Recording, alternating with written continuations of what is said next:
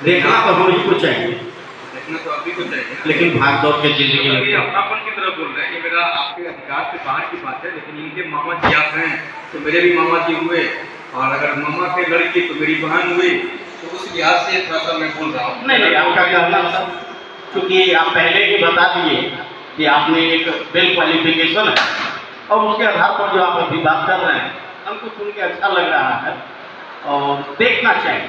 हम आपके इस बात से सहमत हैं कि देखना चाहिए और प्रयास जरूर करेंगे हम आगे से उस पूरा देखने का।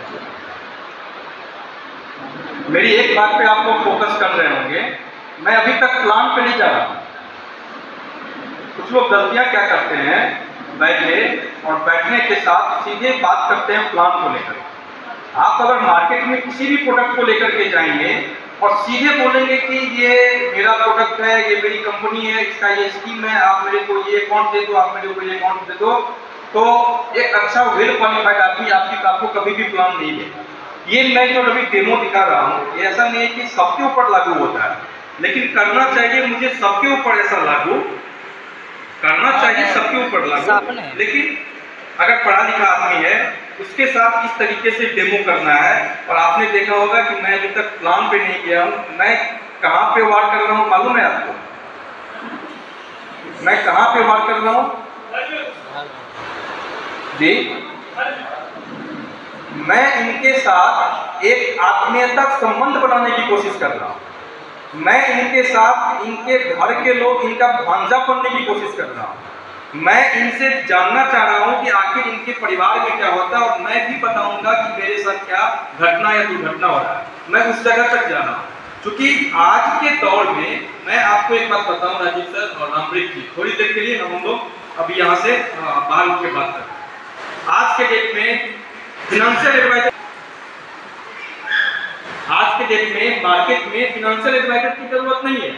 अगर आप ये समझ रहे हैं कि नहीं मेरा कंपनी का प्लान ये है, मेरा इंश्योरेंस कंपनी ये है, हो गया थोड़ा सा प्यास भी लगी है, थोड़ा सा पानी मंगवाते घर से, मैं जानबूझ करके पानी मांग रहा, बात समझ रहे हैं? मैं जानबूझ करके पानी मांग रहा, टाइम को थोड़ा सा लंबा खींचने के लिए, बात समझ रहे हैं? टाइम को अब मैं 5-10 मिनट के बाद इनसे चाय बोलूंगा लाने के लिए, बात समझ रहे हैं? चाय लाना नहीं है, मतलब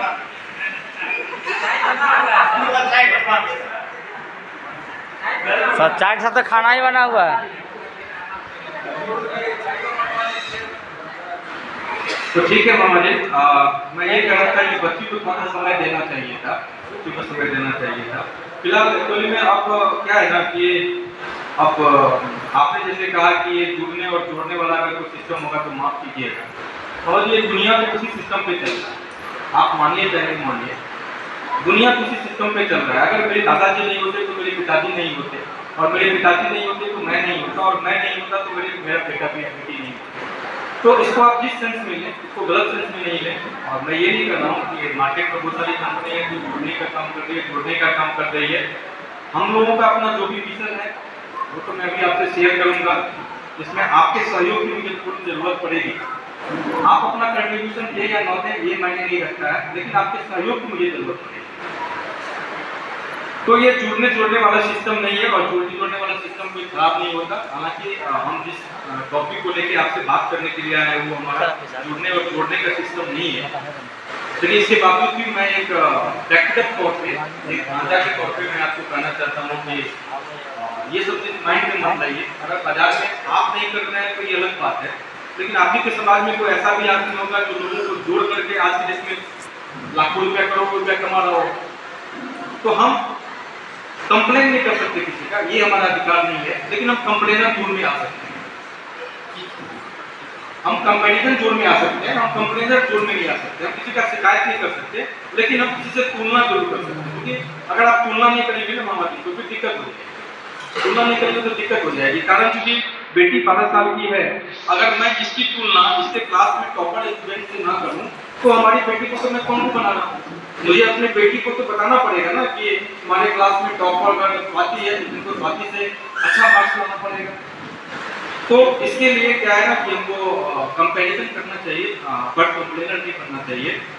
तो जुड़ने जोड़ने का कोई भी सिस्टम होगा उसमें हम आप काम नहीं कर रहे हैं अलग बात बात है, लेकिन उसी जुड़ने और जोड़ने के सिस्टम में जो ऐसे भी लोग होंगे जो लाखों रुपए कमा रहे होंगे, जो 4 चक्के की मशीन से गाड़ी पे भी चल रहे होंगे और अच्छे अच्छे ख्वाब अपना पूरा किए होंगे।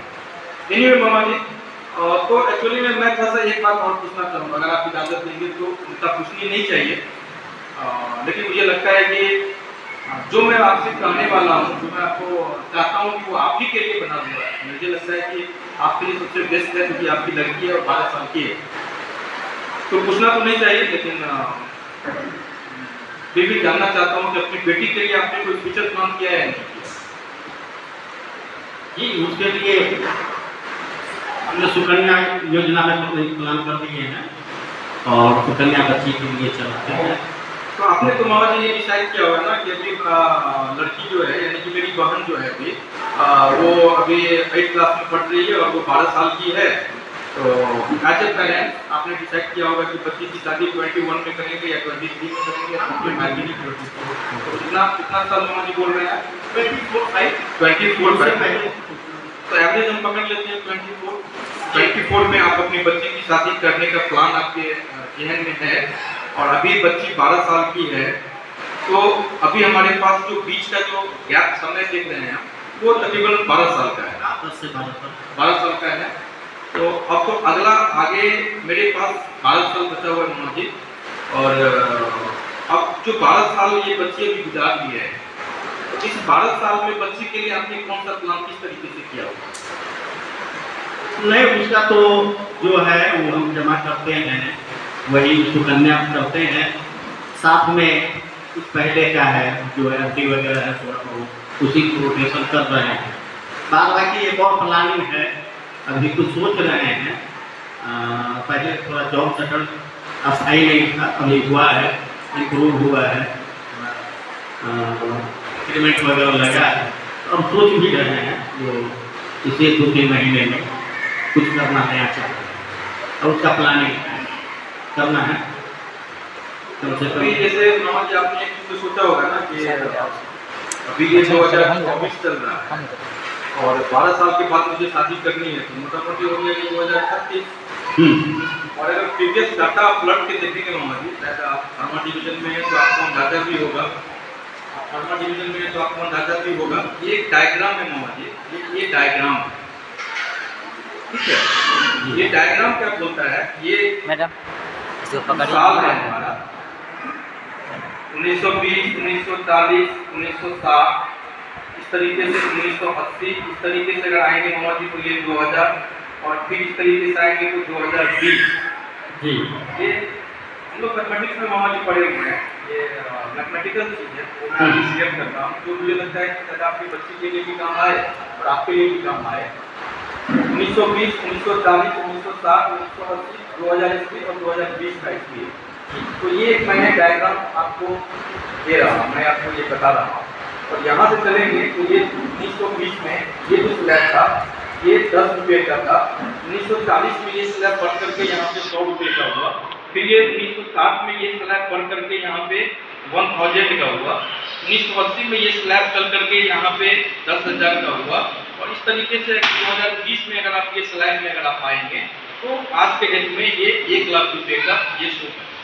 जी जी, ये मामा जी आपको दिखा क्या रहा हूँ, ये मैं दिखा रहा हूँ इधर से 20 साल का अंतर है, बिल्कुल इधर से 20 ईयर्स का गैपिंग है, 20 साल का गैपिंग है, यानी 1920 के बाद 1940 हुआ, 1960 हुआ, 1980 हुआ, फिर साल 2000 हुआ, साल 2000 के बाद 2020 का ये भी दौर चल रहा है, क्योंकि ये 2024 चल रहा है तो हम लोग पकड़ लेते हैं मैथमेटिकल में ये 2020 का दौर चल रहा है।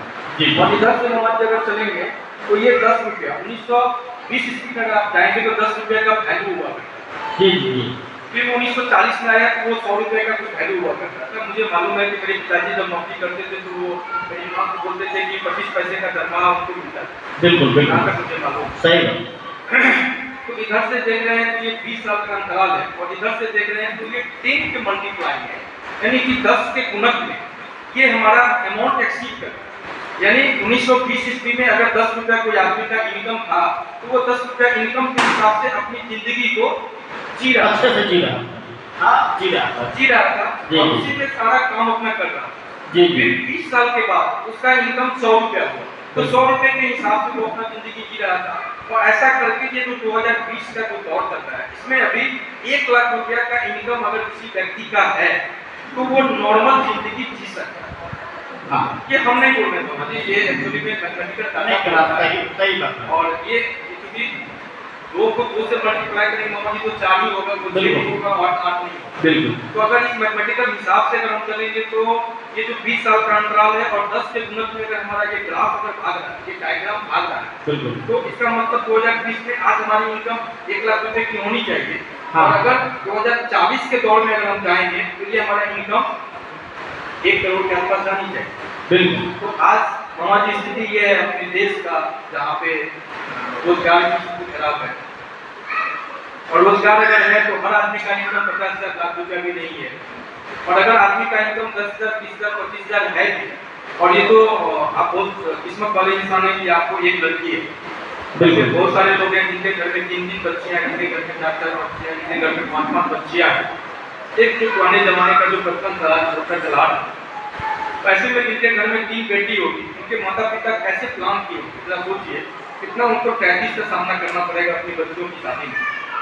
ये अलग बात है कि अब आज के दौर में पहले वाली बात नहीं रही, लड़की लोग भी अवेयर हो गई है, पढ़ लिख कर भी इंडिपेंडेंट हो रही है, वो अपने मतलब अपने पसंद का भी लड़का ढूंढ रही है, लड़का भी अपने पसंद का लड़की ढूंढ रहा है, और अरेंज मैरिज भी हो रहा है, लव मैरिज भी हो रहा है। लेकिन इसके बावजूद भी पेरेंट्स को किसी भी एक बच्ची की शादी में तकरीबन 20 लाख का खर्चा बैठ रहा है। बिल्कुल। मेरी बात पे आप लोग ध्यान दे रहे हैं, मैं भूमिका बांध रहा हूँ, मैं अभी भूमिका बांध रहा हूँ, तो समय कम है इसलिए बात तो मैं कम दे रहा हूँ, लेकिन मैं भूमिका बांध रहा हूँ। समय कम होने के कारण हम चाय बिस्किट भी आपको नहीं खिला पा रहे हैं, इतना दूर से आए अभी तक।